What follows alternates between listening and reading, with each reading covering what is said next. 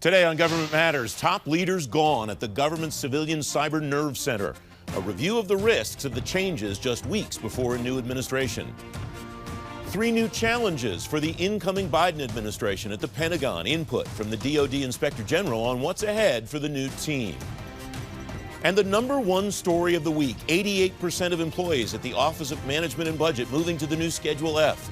Tony Reardon of NTEU and Max Steyer of the Partnership for Public Service on how to limit or stop the damage from the president's executive order. Government Matters starts right now. From Washington, D.C. and around the world, this is Government Matters with Francis Rose. Thanks for watching the weekend edition of Government Matters, the only show covering the latest news, trends, and topics that matter to the business of government. I'm your host, Francis Rose. Chris Krebs is out as the director of the Cybersecurity and Infrastructure Security Agency. The Trump administration also asking CISA Deputy Director Matthew Travis and CISA's Assistant Director for Cybersecurity, Brian Ware, to step down. Suzanne Spalding is Senior Advisor of Homeland Security at the Center for Strategic and International Studies. She's former Undersecretary for the National Protection and Programs Directorate at DHS. Chris Painter is President of the Global Forum on Cyber Expertise Foundation. He's former Coordinator for Cyber Issues at the State Department. Folks, welcome. Thank you very much for joining me today. What is the state, Suzanne, I'll start with you, of our cyber posture as the Biden administration takes over? And what are the main pieces that they should be working on?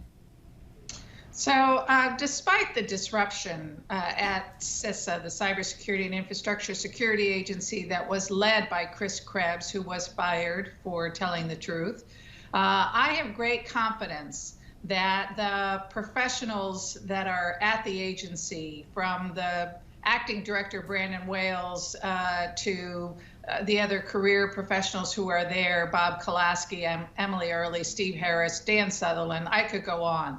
They are doing the mission every day of strengthening the security and resilience of our critical infrastructure against all hazards, physical and cyber. So I think we are in good shape in terms of the ongoing mission activities at that agency. But the cyber mission continues to be incredibly challenging. And as the new administration comes in, they are going to own all of those challenges at noon on January 20th. Which is why it's so important that this transition has begun.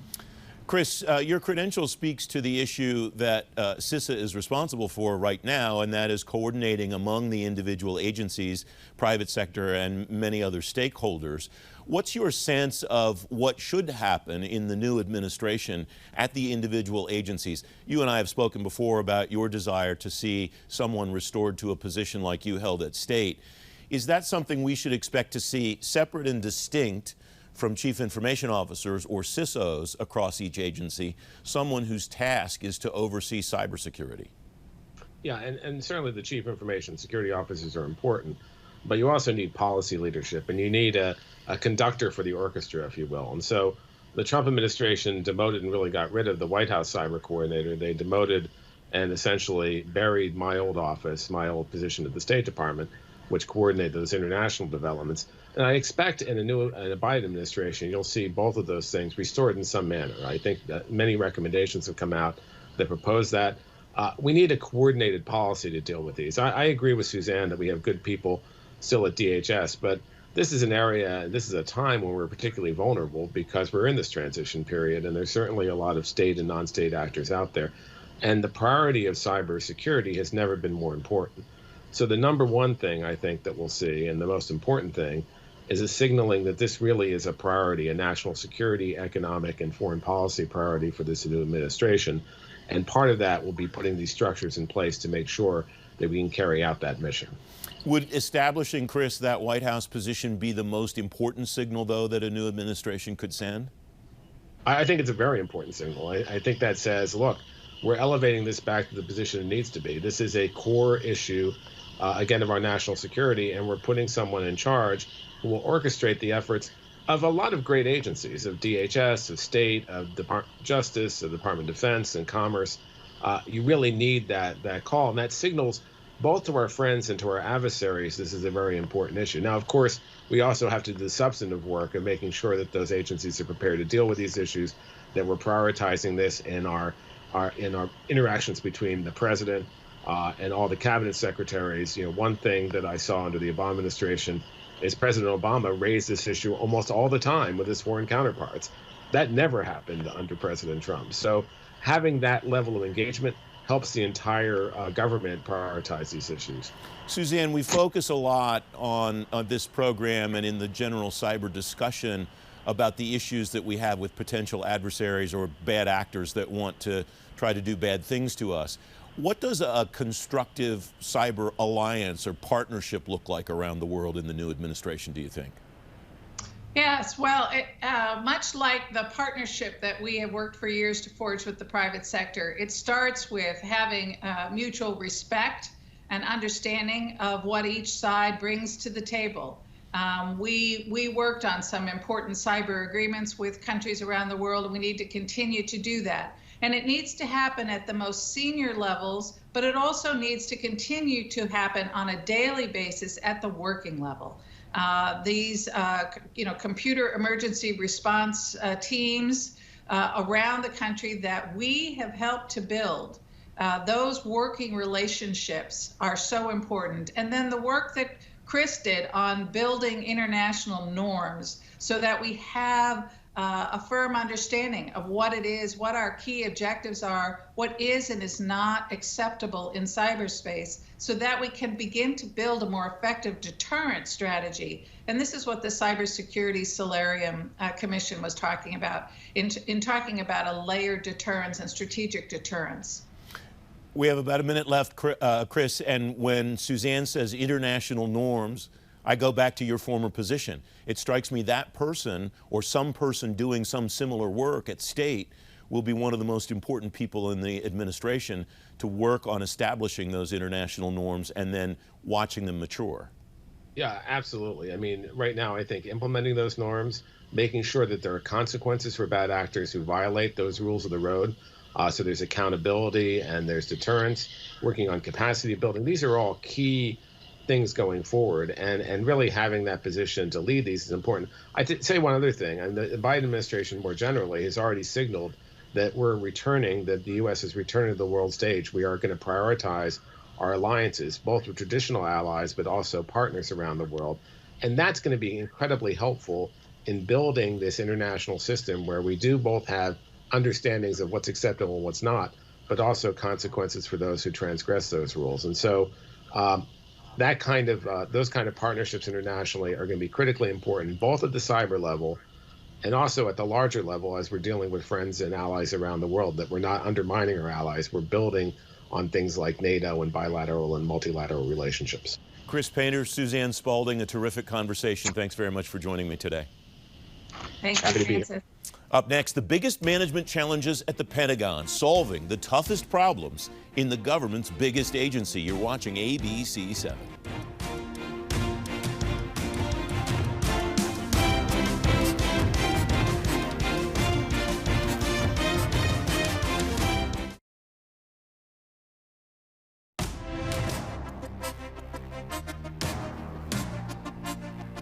The Department of Defense has a new list of top management challenges to address in the coming year. The Defense Department Office of Inspector General added 3 new challenges this year that weren't on last year's list. Leo Fitzharris is Assistant Inspector General for Strategic Planning and Performance in the Office of the Inspector General at the Department of Defense. Leo, welcome back. Thanks for coming on the program. How has this year's list changed from last year's list? Well, good morning, and thank you for having me on. This year's list includes 3 new management challenges. We've also taken the opportunity to combine several of the challenges from last year. We also included 4 that are what I would consider more enduring or legacy challenges that the Department of Defense faces. The management challenges document itself is an important statement, because it's the Inspector General's independent assessment of the top performance and management challenges facing the DoD. And we assemble this document and identify the challenges through outreach with the Department of Defense, as well as Congress, our oversight partners in the department, as well as what is of concern to the American people. Have you seen areas of improvement among these management challenges in the past year? We have. In terms of financial management, the department is working very hard on improving internal controls as well as accounting. Our recently issued agency financial report addresses some of those. And in each one of the challenges, we talk a little bit about what the department is actually doing to implement policy, make structural changes to address each of the challenges. One of the ones that jumped out at me, because it's not just limited to the Department of Defense as a management challenge, but all across the federal government as an enterprise, is transforming data into a strategic asset. The department as an enterprise and each of the branches has devoted now personnel specifically named, tasked with being responsible for data. What's your sense of how that is working to deliver on the department's mission by using data?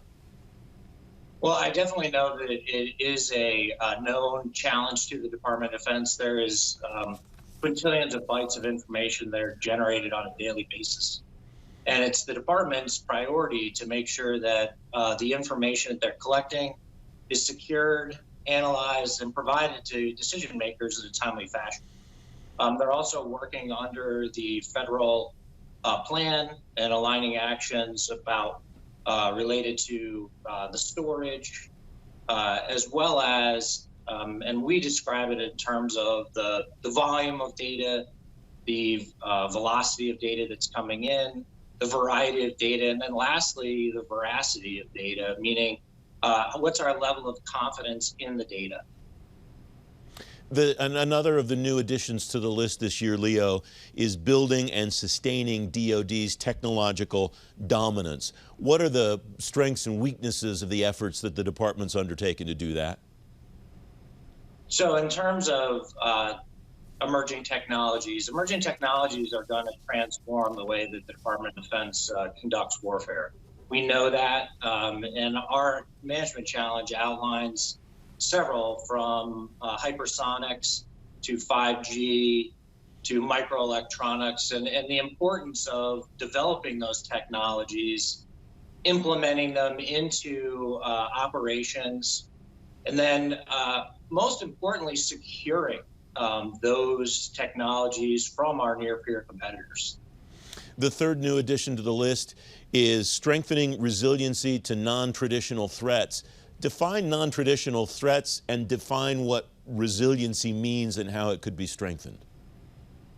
So the OIG this year, this is a new one, and obviously is very timely with the pandemic. So the pandemic is an example of a non-traditional threat to the Department of Defense. It impacts our personnel, our operations, where we're either delaying or canceling training exercises, as well as the pipeline of volunteers who are trying to serve in the military. The other thing that with weather and the extreme or the symptoms of extreme weather, whether it be drought or flooding, as well as many of us have been talking about, sort of the reduction of ice in the Arctic. Those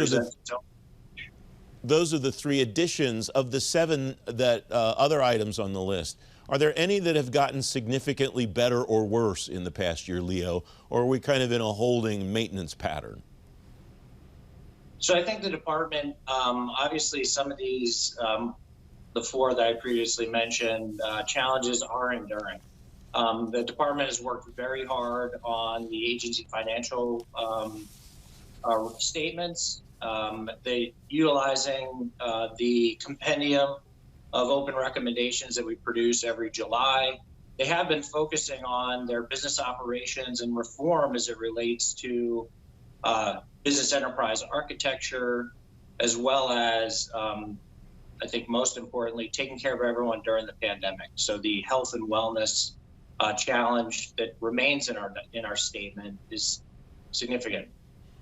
Leo Fitzharris, thank you very much for joining me. It's great to have you back on the program. Thank you for having me on. Up next, the #1 story of the week, the future of the controversial Schedule F executive order. Straight ahead on Government Matters, whether outrage over that rule could spark a retirement wave. You're watching ABC 7.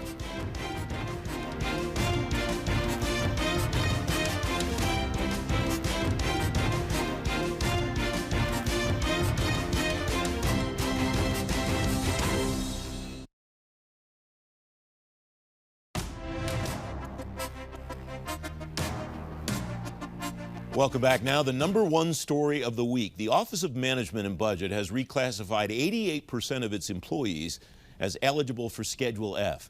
It has employees at other agencies worried they might go on the Schedule F list at their agencies. Tony Reardon is president of the National Treasury Employees Union. Max Stier is president and CEO of the Partnership for Public Service. Gentlemen, welcome. Thanks for coming on the program. Tony, what's your sense of what this does, not just to the workforce at the Office of Management and Budget, but more broadly across government? Well, you know, Francis, I think that this is really an alarming executive order. And we at NTEU and many others across government, candidly, immediately saw it for what it is, an attempt to undermine the civil service. You know, for the positions in Schedule F, merit would be set aside in favor of political loyalty. And candidly, I think that this is dangerous for employees. It's dangerous for our federal agencies, for taxpayers, and frankly, for our country as well. Max, what is the takeaway from your perspective as far as how this affects what the workforce might look like when the Biden administration takes over on January 20th? December 31st is right around the corner. That's a very appealing day for people who might decide, I just don't want to deal with all of this anymore, to decide they're going to retire. So I think Tony has this entirely right. This is alarming. It's a terrible policy done in a terrible way. And I am hoping that the work that NTEU is doing on litigation will stop this. We are working also with folks on the Hill to see if there's a way to stop the policy. The truth is that it does undermine the core merit-based principle that we want the best and brightest who are there for the right reasons in government serving the American public. You ask what this could mean. Clearly, it could mean that people leave. Lots of folks in the government are retirement eligible. It opens the door for firing people without cause and hiring people who are not, in fact, the best people for the jobs, but because they share the same political stripe. The Biden team coming in is going to have to not just roll this back, but do a lot of fixing around this, around the morale. There's a little bit of the Trump team crashing the car before they return the keys. Yeah, you can take it to the shop, but the reality is that people can get hurt in the meanwhile. You don't know if your car is going to be, returned back to its former shape, and the harm is substantial. The work that has to be done by government in the here and now could be compromised. So full disclosure, gentlemen, I wanted to make this a discussion from people looking at this at both sides of the aisle. We couldn't, or both sides of the issue. We weren't able to identify anyone besides someone in the administration who wanted to come on and talk about the positives of this. Tony, the legislation that Max just mentioned that your union and others are pursuing is one possible remedy here. Legislative remedy is another one that's possible. What else is there to try to help these employees that might be in a bad situation?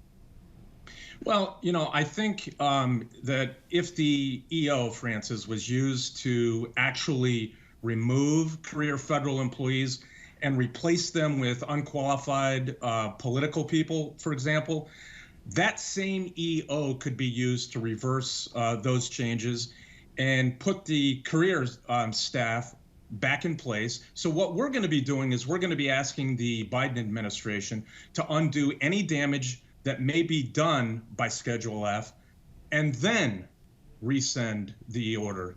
But Max is entirely right. I mean, one of the things that I think that is very important that NTEU has done is we filed a lawsuit on this, and our complaint asks that the court declare the order unlawful and enjoin its implementation. And I think that's an important piece here. Max, the car analogy that you used, I think, is an apt one. Is it just as simple, though, as sometime, hopefully on January 20th, for the case of these employees, for President Biden to sign an EO that repeals this executive order of President Trump, and that fixes everything? It doesn't sound like the analogy that you used indicates that that will necessarily fix everything. No, it doesn't. And, you have to be thinking about what does this mean for the people in government today who are working incredibly hard on behalf of the American public. It creates uncertainty. It creates, fear. And at the end of the day, it undermines, again, the really important ability of career professionals to speak truth to power, to raise issues that should be raised without having to fear for their job, and to make sure that they're also surrounded by other career civil servants who are hired for the right reasons, on the basis of merit. So, there's definite things that can be done to unwind this, but the harm could really be real. And it's not only Schedule F. You have to be concerned about borrowing. You have to be concerned about hiring other people into career positions that really ought not to be there or being hired for the wrong reasons. And you have to rebuild the relationship with the career workforce itself. There's a lot of damage that's been done. At the end of the day, we face a ton of big problems that we know about. There'll be problems that are coming around the corner that we don't know about. And we need a government, and that means people in the government who are the best and brightest, who are able to manage these problems and who are supported by their leaders to do the work that they're there to do. Max Dyer, Tony Reardon, thank you very much for joining me. Thank you.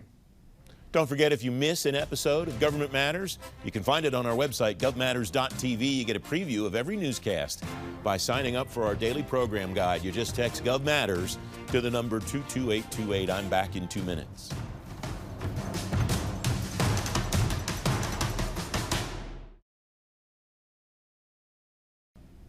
That's the latest from Washington. Join me weeknights at 8 and 11 on WJLA 24/7 News. And next Sunday morning at 10:30 on ABC 7. Stay plugged in on issues that matter to the business of government. Thanks for watching. I'm Francis Rose.